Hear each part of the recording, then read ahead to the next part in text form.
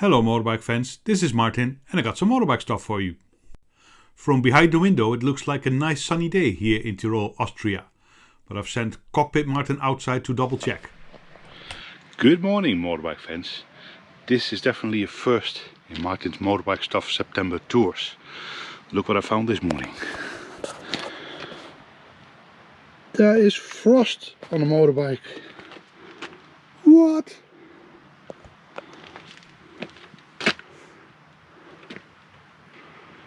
It's amazing, isn't it? I have to say it is very cold indeed, especially overnight. Well, I better check out if that road over there is not too slippery before I'm gonna get an accident only 500 meters away from home.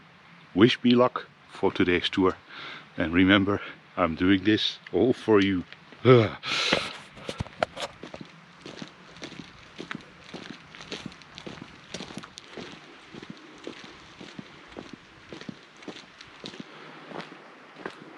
Looks all right. We better get going.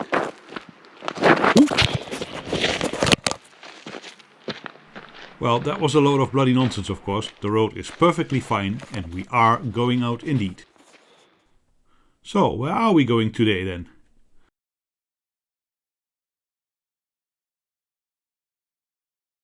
From my little apartment in Jerzens, Austria, I'll be coming down the mountain first and then going up north to the Fernpass.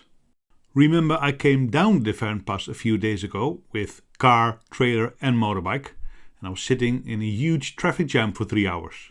Let's hope the traffic is better today because the roadworks aren't over yet. I'm also planning to check out a campsite on the foot of the Fernpass, because a long time ago, when I was about 10 years old, I spent a holiday there with my parents and I would like to see what it looks like today. So, Cockpit Martin, are you at the beginning of the Fernpass yet?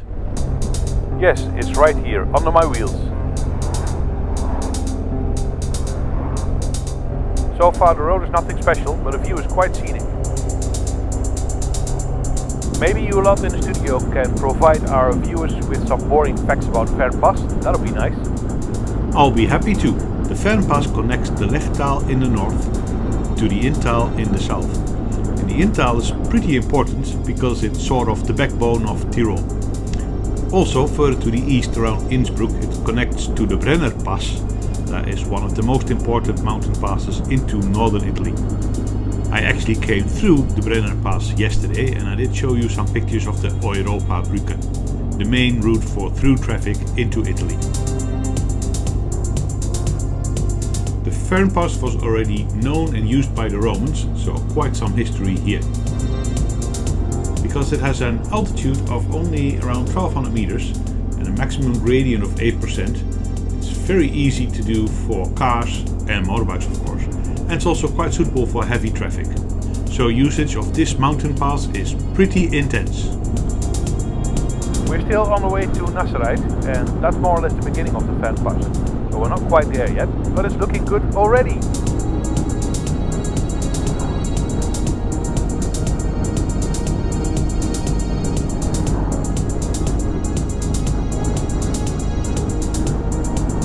This is the tunnel bypassing Nasserite, so I think we're getting close.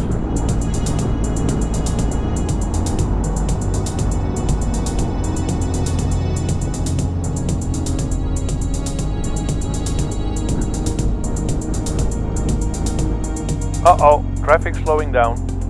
I think that's the roadworks of the pass. Yes, there you have it, Fernpass Stau, which means traffic jam.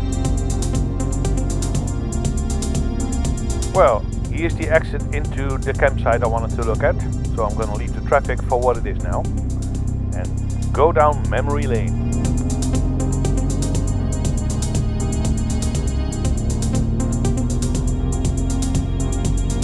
Oh, that's looking quite idyllic here.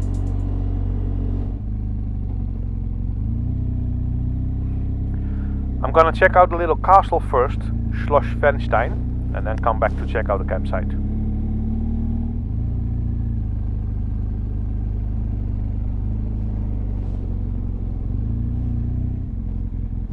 Should be around here somewhere. Yep, there it is. Picture time.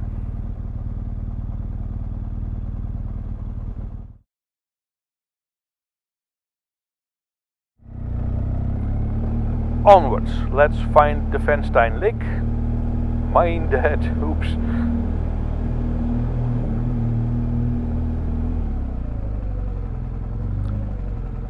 Yeah, there it is. Let's park up here and take some pictures again.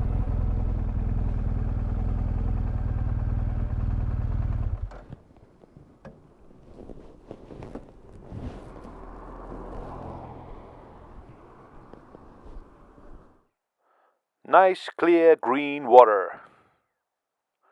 Motorbike fans, I would like to brag that I've been swimming here as a young boy, but I'd be lying. The weather wasn't that favorable when we were here.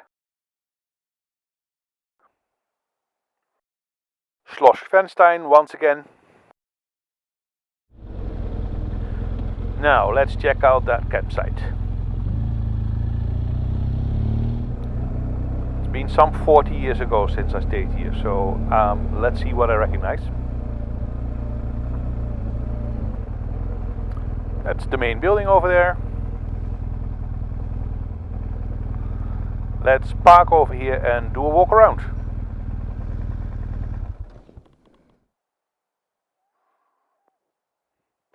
Nice and scenic. Lovely pitches. I think we camped here, because I do remember building dams in this little river here, which has become a little bit overgrown, 40 years later. But nice place. Maybe you want to come down here and camp. For now, I'm gonna have a cup of coffee here. Okay, let's move on. Thanks for all the kind memories, campsite. Maybe I'll come back someday and stay here again. Now back to the Fernpass. Whoa, what's going on here? Seems like a traffic jam's built up. And you guessed it, I have to go left. I think the roadworks are really causing trouble.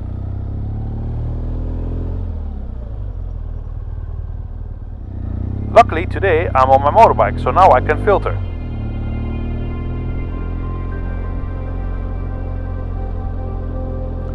If the traffic allows, that is.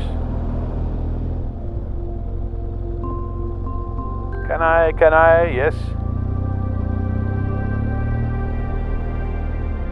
Oh, let's stick it back in here. I'm not gonna be dodging trucks. Well, this is the thing with alternating traffic. You get a whole lot of nothing and then you get a whole lot of cars. So I'm stuck here for a while. At least I'm stuck in a place now with a good view on the Fernstein Schloss and the Fernstein Lake.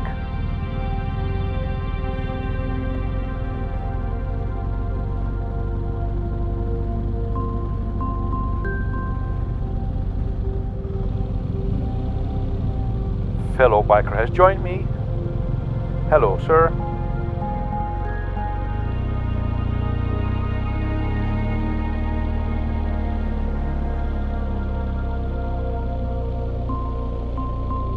Oh, it's difficult to see around the corner if there's any oncoming traffic or not. I'm gonna give it a go anyway. Ah yeah, looking good.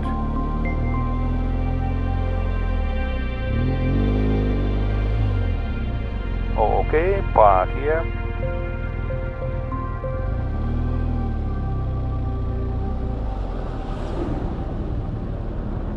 Did you see that? I was temporarily enclosed by campers and caravans.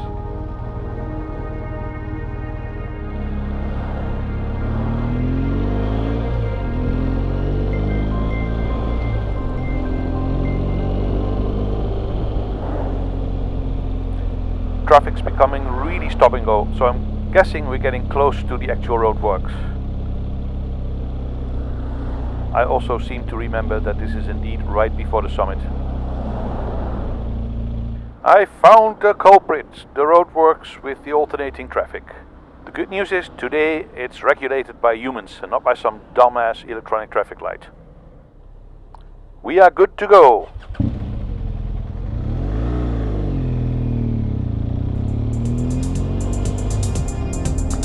Excellent panorama once again.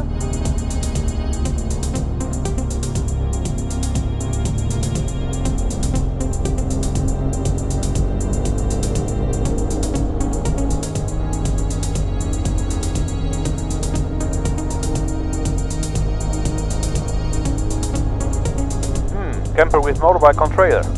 Gotta give that a try one of these days. And there it is, the Fernpass. So let's see what's up here. The usual hotel, restaurant, and a gas station. That's a new one, gas station on top of the mountain. Warning! Pretty views coming up.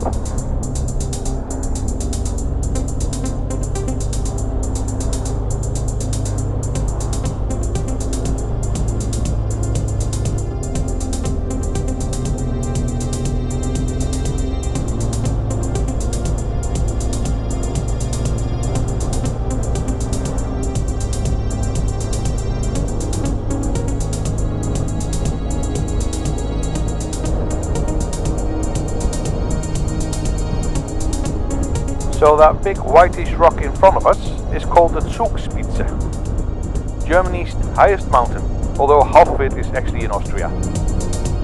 The main road goes into a tunnel soon, so I'm taking a right here. I think that will give us a more likable scenery. Yep, I wasn't wrong. Meanwhile, I'm sure Studio Martin can give us some very interesting facts about the Zugspitze in front of us. Sure, why not? The Zugspitze has a height of 2,962 meters above sea level, and it is indeed the highest mountain of Germany. It also marks the border with Austria. You can reach the peak by cable car and by train, which I have done some 20 odd years ago. Now Zug in German means train and Spitze means peak, so the name Zugspitze roughly translates as train peak. So you'd be tempted to think that they called it Zugspitze once the railway up there was finished. But in fact that's been called Zugspitze already since the late 1500s, so unless those people who named it were very visionary, there must be something else going on. I gather that Zug also is an old German word for the tracks left by avalanches, and since the Zugspitze has many of them, that's probably why it's called that. But whatever the reason is, it is an impressive mountain, and it's kind of nice that you can get to the top by cable car and by train. Meanwhile, we have arrived at Lermoos, which is one of these touristy affairs, but I guess that's what you get in these areas. So one final glimpse on the Zugspitze. Goodbye Zugspitze, thanks for being there. And we are gradually heading back to the main road and hoping to meet it at the other end of the tunnel. And there's the main road again.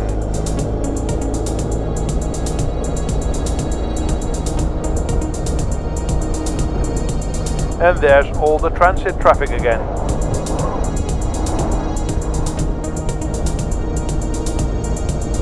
Okay, motorbike fans, I'm pretty sure we've run completely out of Fernpass, which is good news and bad news. The bad news is that this is gonna mark the end of this video. The good news, however, is that this day is far from over, because I'm still going to do the Berwanger Valley, the Lech Valley and the Schrockenpass. This road goes on into Germany, and I'm not going into Germany, so I'm taking a left here. I hope you liked this video. I also hope to see you again in the next video, which will magically start at the other end of this village. And may the road rise to meet you.